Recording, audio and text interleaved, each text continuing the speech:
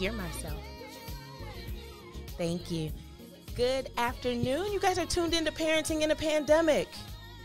I feel like we just need to breathe for a minute. Just like, I need a whole, like, woosah. It's been, what's today? Is it like Saturday? No, it's Thursday. Oh my goodness. Welcome, welcome, welcome. You guys are tuned into Parenting in a Pandemic, powered by the Chicagoland Mom Squad, hosted by me, Tenille Jackson, for the moment. Ladies, I'm coming for you. I'm coming. So every Thursday at noon, we take a break. We talk parent stuff. We just kind of chit-chat a little bit.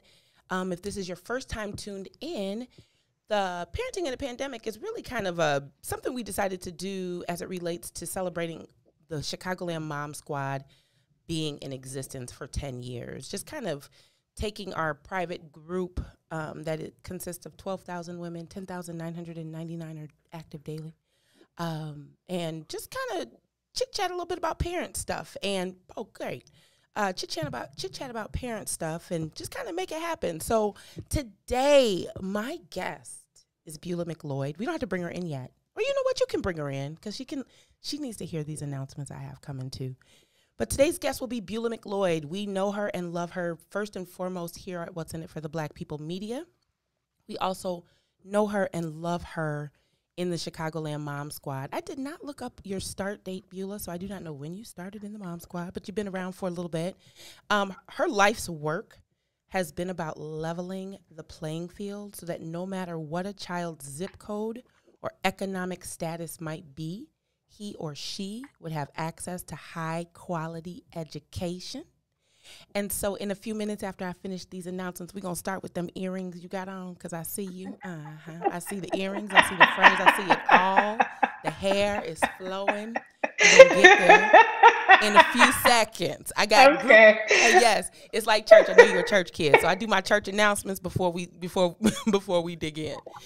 So to the Chicagoland Mom Squad, first of all, thank you all for being tuned in. Antoinette, I saw you. Maria, I saw you. A few other names I saw that are scrolling by.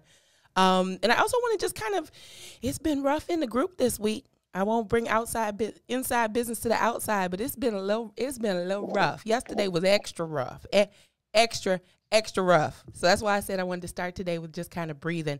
But I also want to thank, so for those of you all that know, and for those that are listening that aren't in the Mom Squad, there are a lot of parent voices that are ready to share their story. We're ready to be of service to the media so that you understand kind of how we're feeling in this time. So this week, I want to thank Dr. Keisha Cadan, Tony Perry and Husbands, and Antoinette Peterson for answering the media call specifically from me. Those three ladies were on CBS, either national or local, and they answered the call, which was basically have your lip gloss in your pocket and be ready for the media. So that's what they did. So if you have not seen those episodes or those links, definitely check them out. They definitely well represented. I also want to give a shout out to Ramel Terry. Ready Rock, we saw you on Fox News talking as well. So very, very cool. I am going to be one of the biggest advocates and just working on the back end to make sure that parent voices are heard and that we're seen and that we, specifically here on What's in It for the Black People Media, I love seeing us on the screen. I love seeing our opinions of what's happening. And I think a lot of times that's kind of why a couple of weeks ago, I just kind of did that dual call of, hey, media friends, I have moms. Hey, moms, get ready. So we've been knocking it out. So I'm very, very excited. Also, if you missed my announcement yesterday in the Mom Squad, the theme of the year is grace. Grace. We are going to be extending grace to everyone, or I'm going to be muting and removing. So that's how that's going to go, and we'll get into that in a little bit. And just something to think about and ponder, and I was thinking about this, thinking about the show and thinking about the month. If our babies aren't in school, how will they exchange Valentine's Day cards? What will they do? How does that work? Are you all doing anything cool? Do your kids even have friends?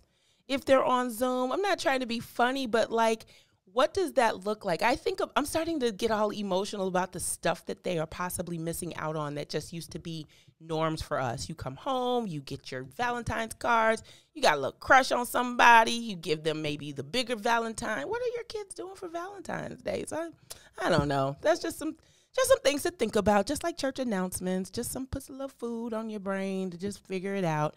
All right, Beulah, you ready? Hey, I'm ready. Hey, Hey, Tenille. I'm hey. so happy to talk to you. I miss you so much. I miss you too. I miss you too. I'm So just serious. yeah, so everybody, Beulah is my real friend. She's my real friend. In real life. Yes, in real Can I life. tell the story? Can I tell the story? Thanks. I see you read my bio, so thank you. But I don't Listen, think you very I many never do. people don't know. Like Tenille is Oh no. part of the reason Diet was so successful. She never tells this story. I don't. So I'm going to put her on blast because she will never tell it, right? So Tenille was originally on the advisory council for Diet when I was first starting.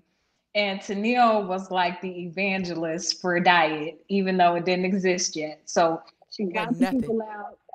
She connected me with Chef Rome. And so I just want to publicly thank you because people don't really know that. Like, you were the wind beneath my wings a lot of days when Oh. I was first relaunching. So I know that's not the topic, but I got to give you your flowers because people don't know that. So thank you, thank you, Aw. thank you, thank you, thank you. I Thank appreciate it. thank yeah. you. And to that I always like to I do not talk about that much. Just because you know how I am, I'm a worker.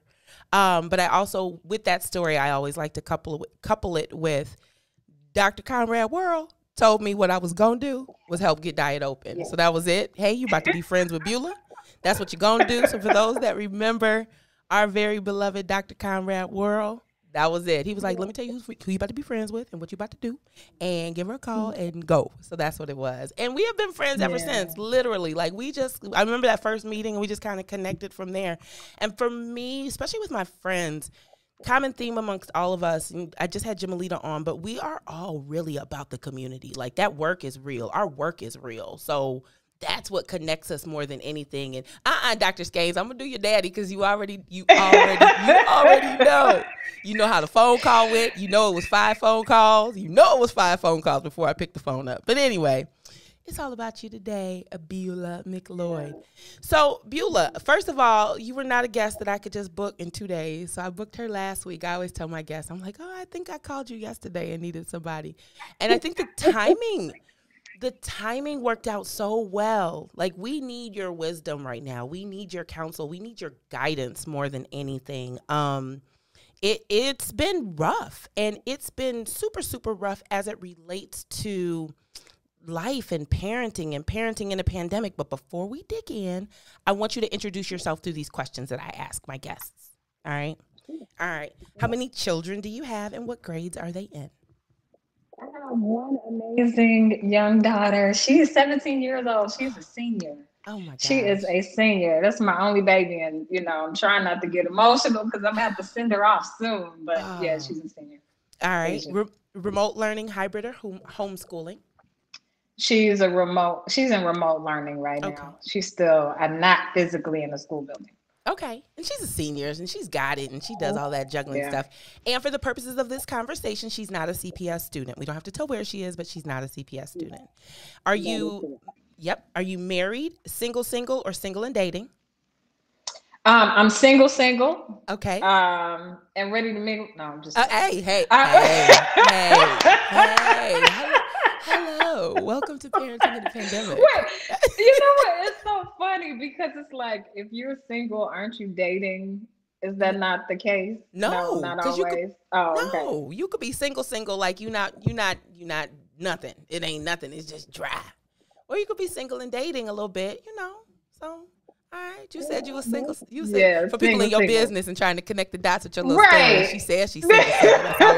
That's all I'm saying. That's all I'm saying, Lions Den. She's single.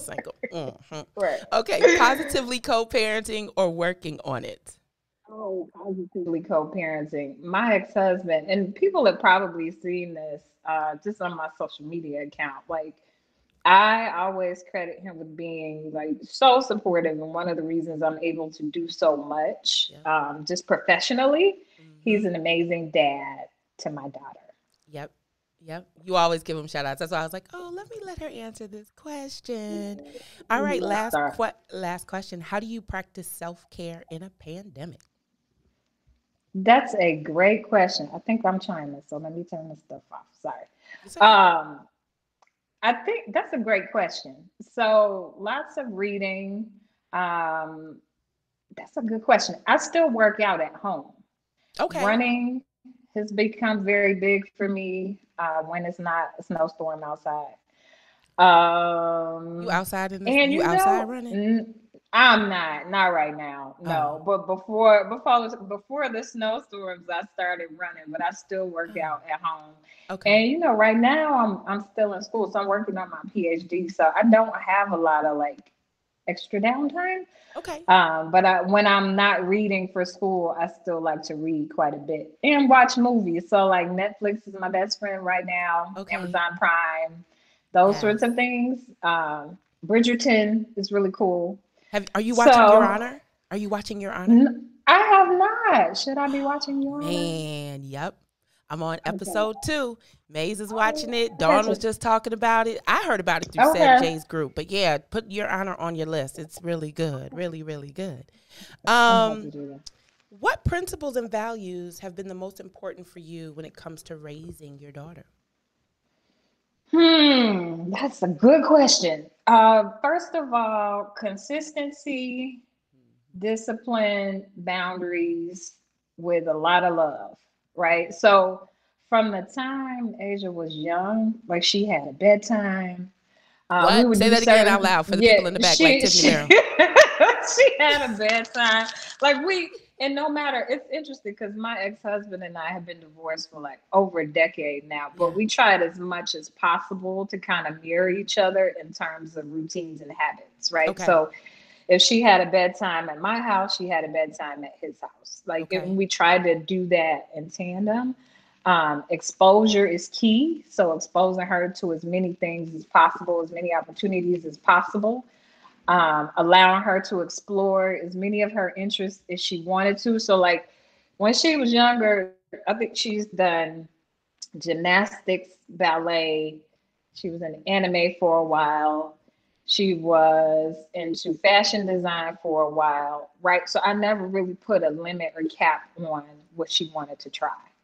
And I think that's paid off because she's a creative child who now, and you know that she started her own business during the pandemic and just found really creative ways to keep going. So I think it's important that if children have interests, that Mm-hmm. you allow them to explore them because you never know where they're going to end up or what they'll land on.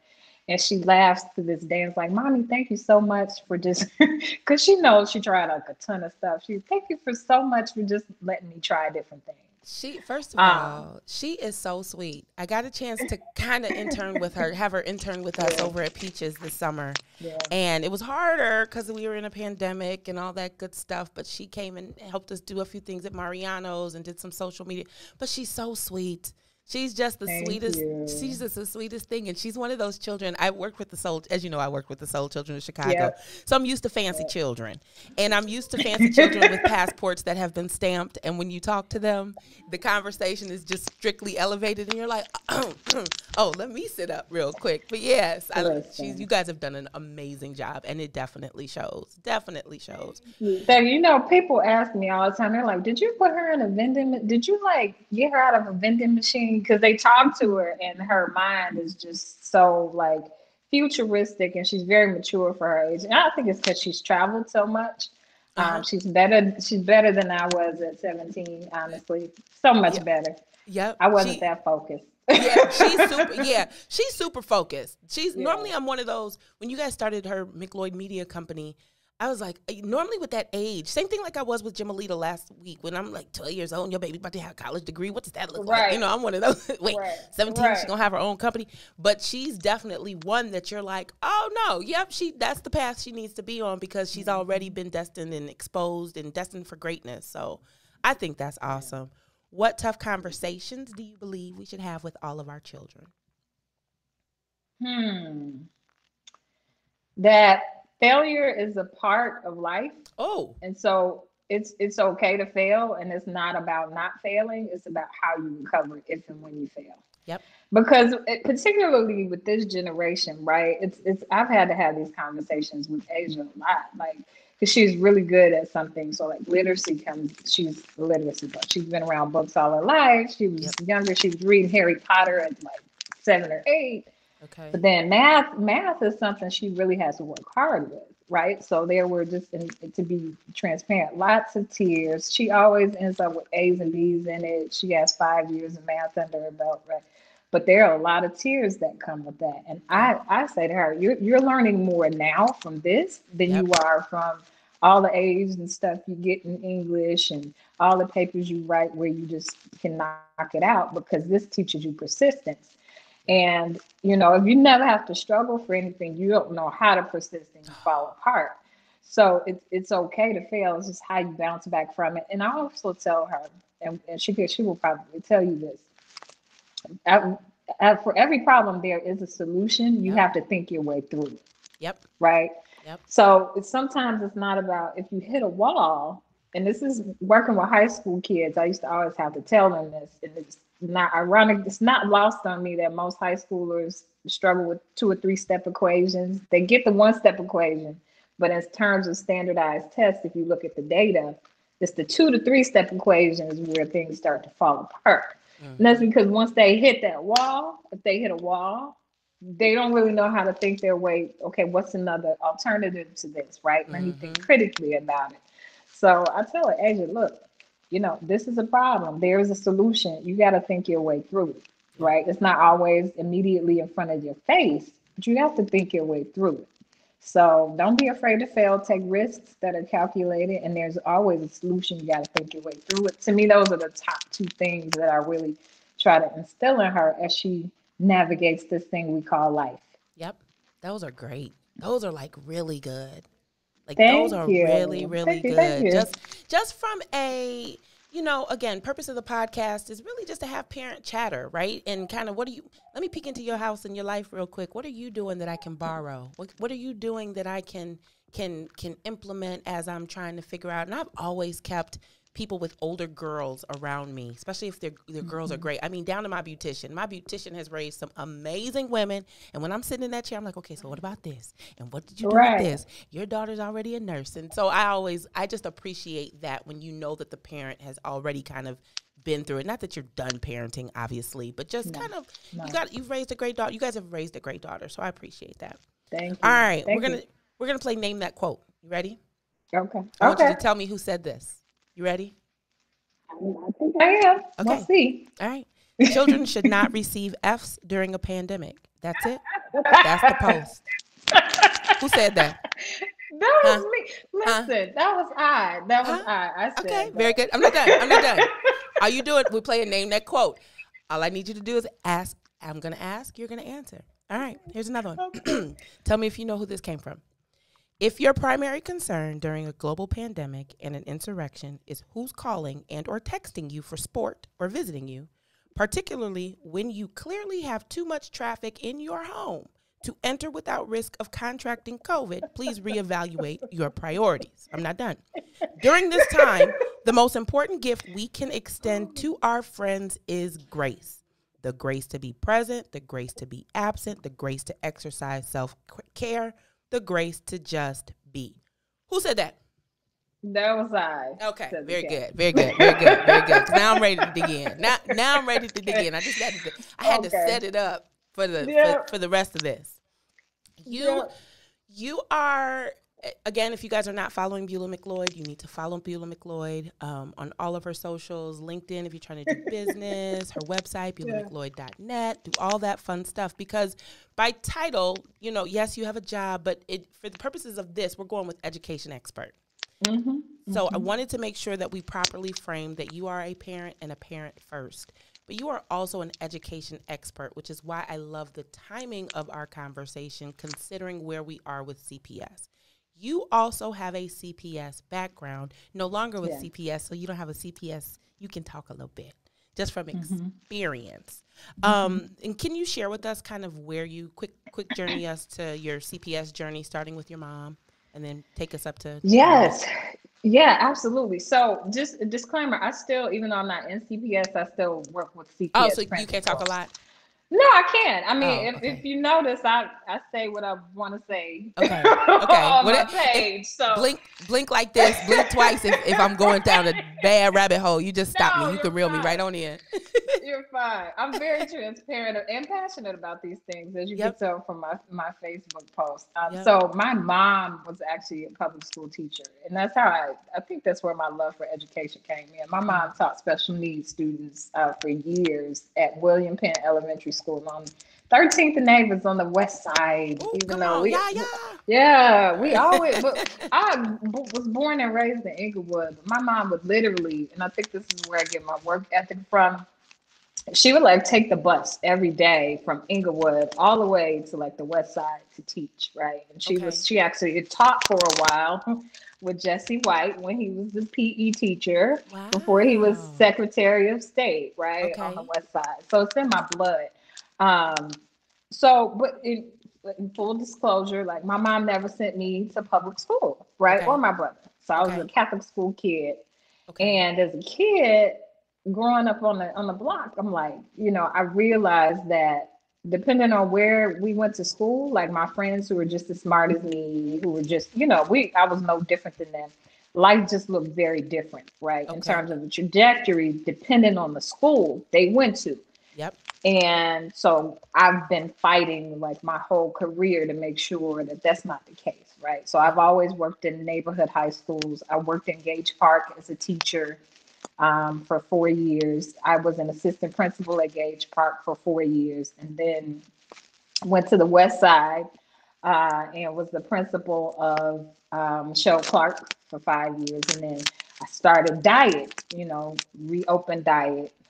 Fall, as you well know, fall of 2016. Hold on. You started, while you over here telling stories about me, you started Diet while the community was hunger striking, like not eating. Not eating. Not D-Y-E-T. Diet. Sorry. So you had some heavy lifting to do, which I think is, for me, because I didn't know you before then. I didn't know all of that other stuff.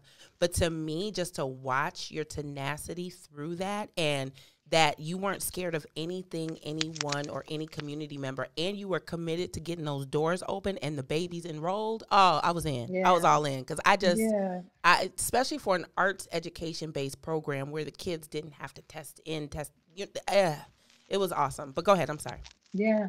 So I appreciate that. Yeah, so that's how I ended up at Diet. And, there are a few things for me, and I think this is why, the reopening of Diet went well. I had a lot of good people around me helping me do that work. I mean, I know people try to prop me up as the sole person, but there were folks behind the scenes like you and Cliff and GLC who did a lot of marketing and got folks like John Legend and all these big names to kind of were common to like co-sign the school before it was open. But the thing is, I love my people, right? So like, I love Black people. I love Black kids. And so I was talking about Black people and Black kids the whole time. So you're not going to get me to be an enemy to Jitu. Why? Like, if he's talking about kids and I'm talking about kids, you're not going to situate me or put me in a position where I have to battle people in the community, right? And so I think anybody who sat down and talked to me for like 5 minutes, they were like, oh, she's authentic. Like, she's the real deal. Yep, right. She ready. She's a real deal. She's about kids. So, as I, met with folks, and I met with everybody. I met with anybody who would talk to me. I met with Monica from Little Black Pearl. Like, I met with everybody. You know that. Yeah. And just let them know that, hey, listen, I don't know what happened before me. Yeah. But here's how we can move forward, and I'm willing to listen to what you have to say, your thoughts, ideas, and aspirations about what education could look like in a neighborhood high school. Yep. And it's so funny because everybody thought it was a selective enrollment school, and I was just like, and I think that to me was the gold mine that I think that was really the passion that pushed me. Yes, I liked you, but I'm like, hold on a minute, hold on. So you mean to tell me these babies over here can go to an amazing school on an amazing campus and do amazing things, and it's open enrollment? We just got to get the parents. Oh, okay, I got this. Hold my water real quick. I got this. Yes. Yep. And that's and essentially that's what it was. Because you started off. So for all of my education people out here, enrollment was not it wasn't an issue for you for day one, right? It wasn't a challenge. Yeah, I mean it was a challenge, but it wasn't we're trying to make our numbers and we got to get and attendance. That wasn't an issue either, because the kids like going to school.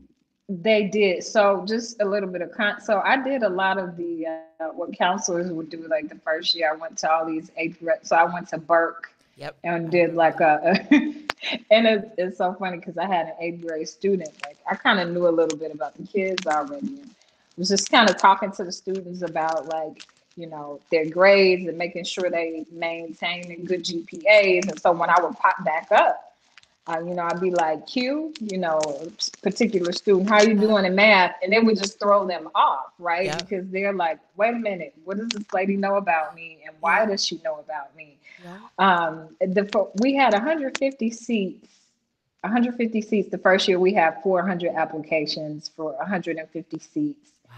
And then every year after that, we would have like between 800 and 900 applications for 150 seats. And just we had the second highest enrollment, only second to Phillips, in that area. Yep. Actually higher than King at the time.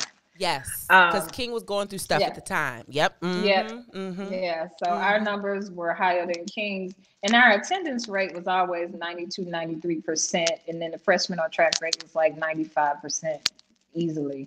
So the first year out, we were a level 1 school. Second year, we're level 1. I think now it's level 2+. Okay. But still like in the top tiers. Yep. So, if you build something that kids like, they'll come to school. Yep. I remember it. I've never told people about this. So this is going to be sort of like a bomb I'm dropping.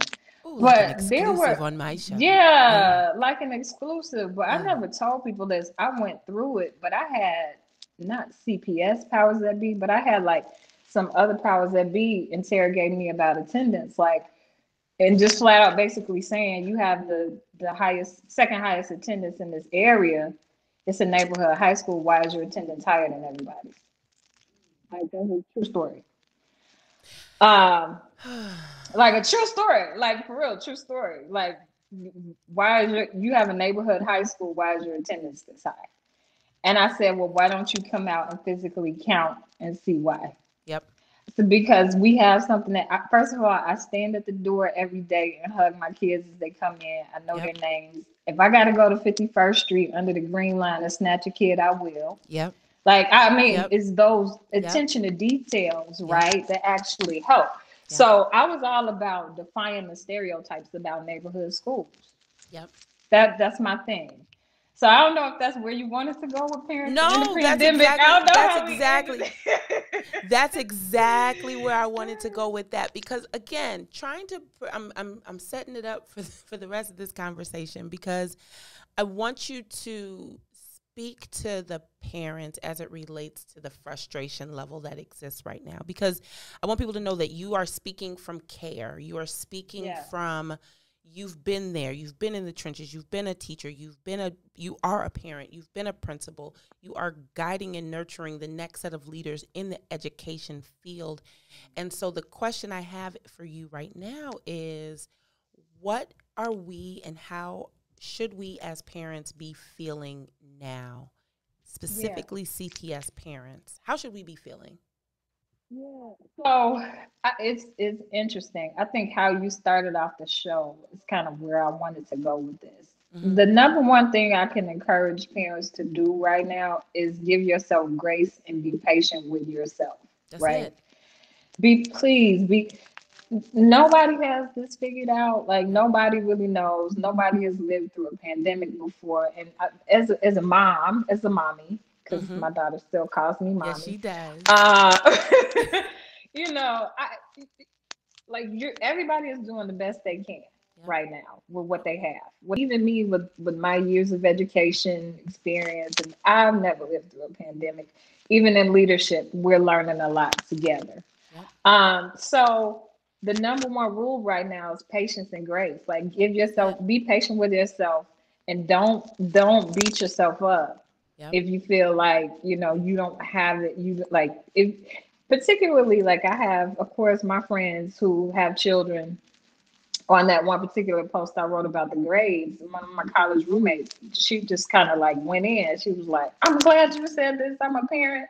You know, my baby is like, he has the worst grades he's had. He Yeah. has anxiety." Yeah. And I'm like, just be patient with yourself. It's okay. Yep. Don't even really think about don't frame it as my kids are behind. The Yep. whole globe right now. Just think about this globally. If we're talking about behind, students are quote unquote, which I don't even use this language, but I use it because it's what people understand, are behind, Yep. right? So nobody's sitting there, even the student who's getting all A's online, trust and believe those A's are not the same as some A's that Can he or she would can have we talk gotten. about it? Can we take a pause for a second? Just take a pause for a second, right? I feel like there is. I don't even feel like I know. There is this. I don't know. We know there's tension between the parents and the teachers in the group. We know there's tension. We know there's tension. Um, and I feel like there's that natural parent competition. Well, my baby is this and my baby is that, and your baby's not this and your baby's not that. It's time out for that during a pandemic because, to your Yes, point, everything is off. So even if yes, your kid, you feel like there's excelling, I would question that A too. I posted the story about the mom who told on her kid for cheating in Elmhurst or wherever she was, and she literally told, but then wrote it in a paper in the newspaper about her kids cheating. Like, mm-hmm. okay, I kids have access to other stuff. If they probably have a Right. school issued laptop and a home laptop, so they can sit there and do their thing. I think that we can't, and it's hard to.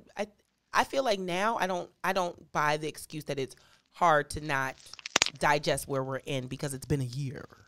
Like, it's Yes, been a year. So at a certain point now, we should know our children. We should understand yes, our children. We should have had a relationship with our teachers. And if there's any tension with the teachers, we've tried to figure that. I've had tension with one of my teachers. Just trying to figure it out, right? Because right. like you said, we're all learning together. I think sometimes parents are expecting these teachers to have answers that they don't have because ain't nobody lived through it yet.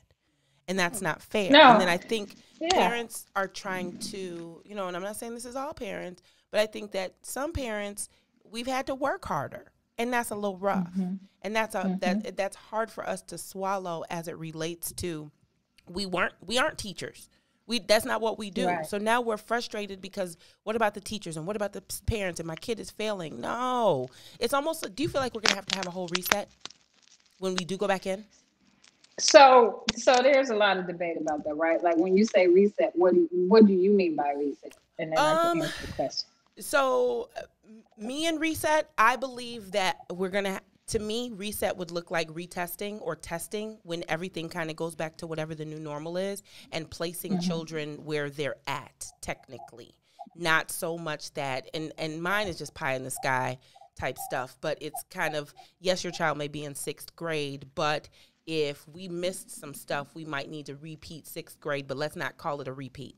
Let's just level these children to where they're supposed to be based on where they're at, not so much, Yeah. that's kind of So there's my, a go yeah, ahead. there's a really interesting debate about that. So I'll give you my opinion, right? So if we think about skill development, like we create these boxes, which is why I love what Jim Alita has been doing with her daughter. I think it's Mm-hmm. amazing because she took the boxes off, Yep. right? Because really it's about a continuum of skills that kids are acquiring over time. And we have these designations about first grade, second grade, third grade, but Yep. they're artificial designations Yep. that people just created, right? And there are ways that we go back to the history of the education system in the United States, why they did that, right? What that really it was a sorting system. So I'm arguing not for repeating grades. I am arguing for some sort of baseline assessment at the beginning of the year when students return, whatever the next grade would be, Okay. that determines where they are from a skill level Yep. And then I'm advocating for it, which is why I keep saying while everybody's fighting about now, really we should be working on curriculum for next school year, because it's Yes. going to take a lot of time and energy to weave in skills that students did not master into their current situation, right? Yep. So it's more, and so it's kind of it's similar to what you just said. It's understanding what skills students have acquired, what skills they're missing, and then teaching them those particular skills during that time period. We're also going to have to revisit how we use time, right, as Yes. a resource in schools. Yes. There may have to be some attention paid to how we partner with community organizations to Yep. provide additional support either before or after school to students. So we're going to have to be extremely creative about how we make sure students recover the unfinished learning. So that's what I call it, unfinished learning, because really Okay. their learning was disrupted, Yep. right? Yep. The That's a unfinished good. learning. Yep, that's a good one. Unfinished learning. That's something as parents we Yeah. should just adopt into our, yeah, because you start staying behind, then kids start processing that. They start, and Yeah, then there's another they level of, internalize it. yeah. Okay. All right. And it's not that the kids are behind. It's just they have some learning that didn't occur. That's not their fault, Yep. right? But if you say you're behind, you're behind, you're behind, you situate the kid as the problem. And Yep. that's not the issue. The Yep. child is not the issue. It's adults' responsibility to provide skill development and make sure students are where they're supposed to be. So Yep. yeah, I didn't expect that post about not failing kids to go. I didn't think that was rocket science, but apparently it was controversial. I'm like, why is this controversial? I think it's so if I it's controversial for a few things because I think for as much as we're having the conversation about parents, there's also a teacher part that we have to talk about as it relates to because it's dual, right? So we've got to shift the mindset of the parents and talk about unfinished learning, but then we've got to shift the mindset of some of the teachers. And I think a lot of times, and now I'm speaking for what I think the teachers are saying in the group, I feel like the good teachers feel attacked, right? Because it's almost like the cop thing, right? When you talk about a bad cop, it doesn't apply to all cops. When you talk about a bad teacher, it doesn't apply to all teachers. But when we as a parent want to vent about an experience that we're having with a teacher or a school, or my baby did get an F, and we come and vent about it, because you're the teacher that didn't give the F doesn't mean that parents' frustration isn't less true. It doesn't mean You're right. that teacher, there aren't all great, all the teachers aren't great. And I always, where I You're where right. I always say is, I like for teachers to think about the mom squad, like the teacher's lounge, when you talk about all them parents that get on your nerves. I worked in the Right. school system, right?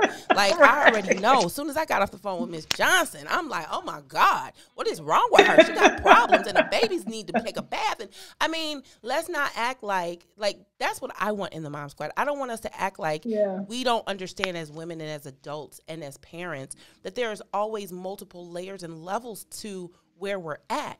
The goal and where we need to be right now is fixing where we're at and figuring out how the trajectory will be to raise whole humans that are taking the world by storm when they come out of this.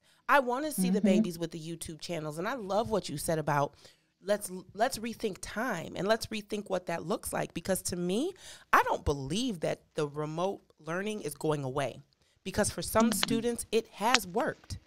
And if it's working, why would I put you back into an environment that's not going to work for you, because your life changed and life changed. And so it is going to take open mindsets to revamp the educational system. And let's be honest, it needed revamping.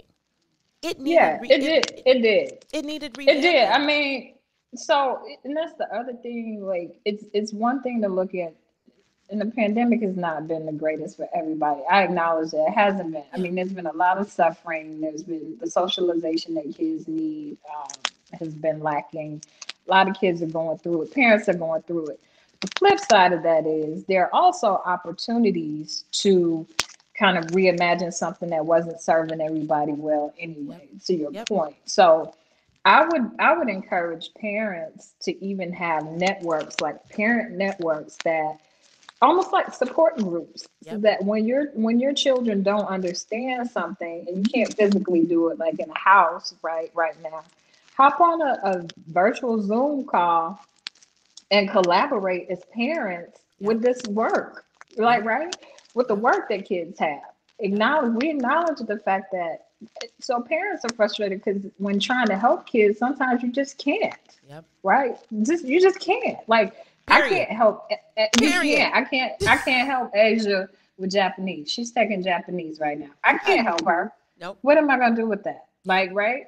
But it's like, or even like some calculus or just some high level math for Google younger say? students. This be me. What What did Google say? Cause I solve for X. And that's okay. Mm. That's okay. So what that means is when we talk about village, we have to be about the village, where Yep. we say, okay, girl, yeah, you don't understand this either. Okay, let's try to get this together as a pod, like as a group, to help support our babies during this time. And then the third thing is it's also a time to kind of help kids explore what they're naturally interested in. Yes. Give them the time and space, and don't always look at, they're not in school, they're not. But what do they like? I've seen some kids become more creative during this time frame because they weren't in a physical classroom where everything was about testing.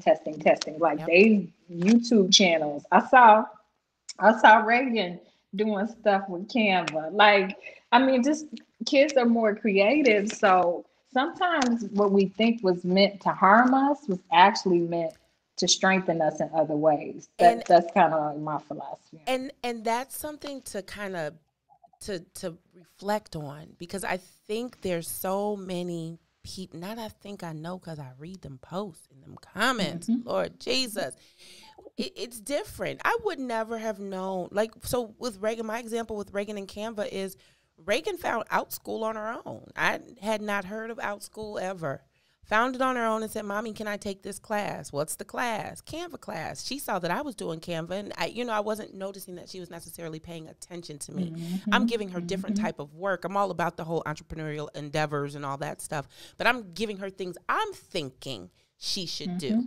I didn't know that basically God didn't gave me exactly what I needed, because Lord knows we need a graphic designer on, and so she does all of my minding our Black-owned business graphics every week. She stays on top of me as I didn't get your gas, I didn't get the social tag. She's 11.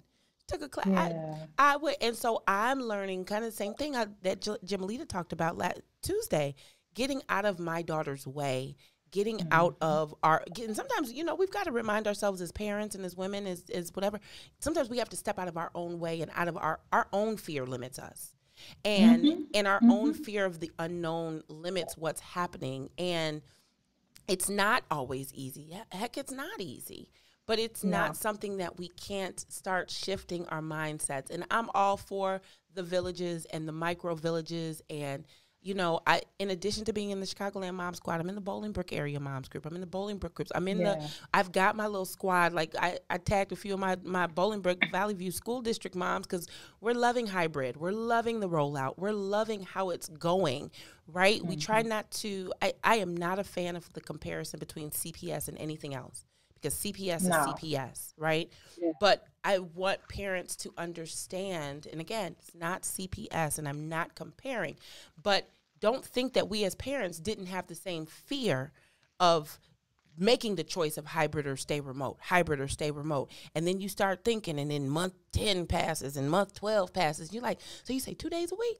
And you say every Tuesday and Thursday, you're going to be at the school. And then I am going to get and for me, it wasn't break. It was like, oh, I can return to somewhat of my normal work life, right? We can't ignore the part where our life has shifted. So it's hard for me when I read comments or read sentiments from people that think that everybody should just check the remote learning box and that should be okay.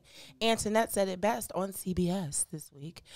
We need choices. See, I do that. Yeah. We need choices. We need options, and let's stop pressuring people to think like, I don't believe in groupthink, but let's stop pressuring each other to what works for your house is not going to work for my house. And don't make the parent feel bad. Don't make the parent feel bad for choosing the hybrid. Because listen here, Tuesday at 8 to 10, I'd be like, oh, I am free. It's about that time. You're like, it's about that time. Right. So CPS parents, look at my face. I hear y'all, and I know, but case by case, school by school, teacher by teacher, my God, it feels great to just get the 2 days. And I think that's something that I just wanted, and I wanted people to hear it from you too, from everything that you are, and from an education standpoint, that it's changed, and we've got some rethinking to do. What's your opinion and thought on parent activity and involvement in school now, and can it happen? Because you're with new leaders, and tell us what you do now. So now I work with school districts in the Midwest region, so CPS, on developing their principal talent pipelines, and not just principals, but teacher leaders. So we develop other people. It's actually the program I went through in 2009 to become a principal. So now I'm the ED of a portfolio in the Midwest. So I work with CPS, I work with East Aurora, East St. Louis, and I was working with Peoria last year, Peoria Public Schools. And so we train people to be good principals, assistant principals, and teacher leaders in urban areas, specifically where the need is the greatest. Yes, they need you. Well, I thank you. I think they're happy with me right now. Listen, I mean, I think they're happy with me. I have my principal friend base has grown. Hello, Dr. Scaines. Again, Dr. Burrow said, meet my daughter, and now y'all go be friends. And we're friends. So shout out to Dr. Scaines at Morgan Park. And you all put in work. And Miyoshi, she's a principal now too, I believe. And a lot of times we talk about the teachers, but the principals, right? That's so important, because that's that leadership that's doing all the stuff, and you need them to be like you all, right? We need you to care. We want you to care that all 100 and some odd of your kids are getting pearls like Miyoshi did. We need that stuff. We need more people to care and understand, especially as we're going through these next 3 to 5 years, wherever you are in this journey, because I believe it's going to take that long to really just readjust. You know, it's not just going to be it's not 2021 that this is getting fixed, which is kind of why I'm in that mode of, I'm on this soapbox of, settle in, focus on your child, and let's figure out what's going to work individually for you, but respect the choices that other people are making. Respect the choices that people are making for them, and don't shame them for them, because every Tuesday and Thursday, and I'm letting you know. Reagan is Reagan is out of there, going to school.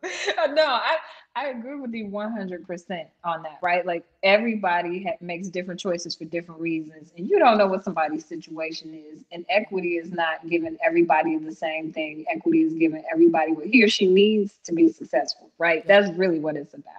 So that's why I loved, like, Willie's comments earlier today about it really is about choices. It's about giving people choices, respecting their choice, and then in each of those situations, providing quality, right? So if you want to do remote should be quality. It should be high quality.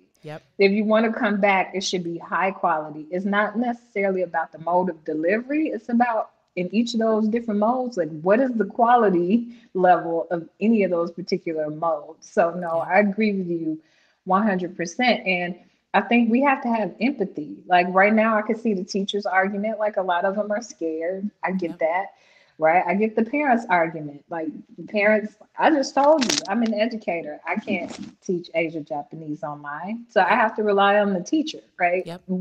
Everybody experiences that level of, I don't know how to help my baby with this thing, right? So parents are frustrated. So we gotta just try to see each other's perspective, and I don't think we do enough of that. I think we get locked into our own viewpoint, and it's just like, this is what I think, and that's just it, and that's why we can never get to a solution. But you're 100% right. We need options, because everything is not going to be good for everybody. And I believe these options are going to be long term. We've got 2 more minutes. Okay. I don't know. Give us some more parting words. Where do you see, what do you think? Do you think CPS is going to strike? Can you say that? Okay. I don't. I can say I don't know. I honestly don't know. That's the answer.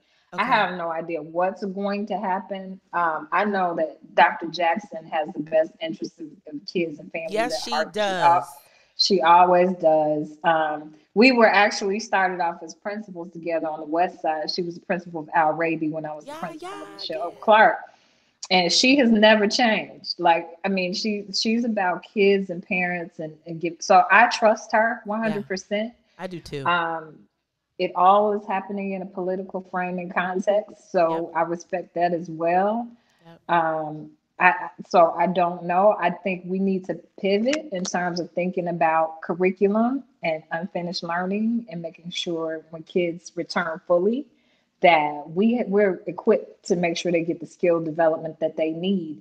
I would say for parents, keep making sure you're making your voices heard. I think parents' voices, to me, quite honestly, in all of this have not been at the forefront, and they should be, because these are institutions, in theory, that are designed to serve you, right? So keep making your voices heard, and then just have patience and be empathetic toward each other. I mean, it's tough on everybody. That's why I had that post about, if you're worried about who's calling you, who's not calling you, like, you just never know what people are going through during this time. So giving people grace is the best thing we can do.